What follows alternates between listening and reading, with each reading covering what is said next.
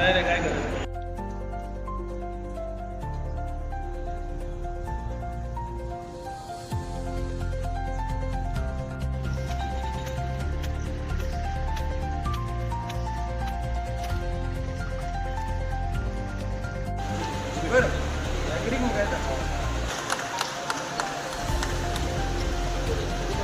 भाई तुमच्या बरोबर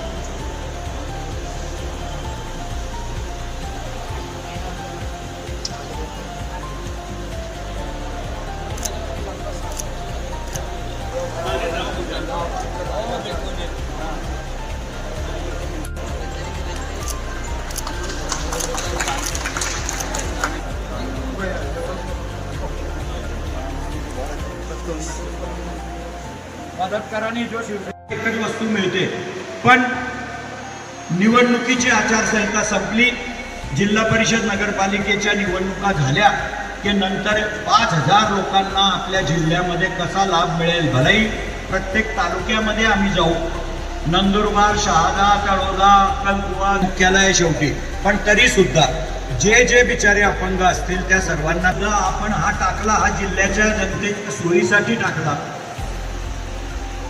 माझं स्वतःचं ओपिनियन असं होतं की जास्त पॉश होऊन गेला होता, म्हणून लोकांना असं वाटत होतं की इथं बिल जास्त येईल. मी त्याच्यासाठी आता एक केंद्र सरकारची कंपनी आहे, त्या कंपनीचे हे डॉक्टर आहेत. आतापर्यंत आपण आपल्या जिल्ह्यामध्ये भांडे वाटायच्या कार्यक्रमामध्ये फक्त भांडे घ्यायला प्राधान्य देतो. भांडे काही लोकप्रतिनिधींनी असं वाटलंय जसं त्यांच्या घरची शेती विकून तुम्हाला भांडे देऊन राहिले, पण त्या भांड्याची योजना ही सरकारची होती.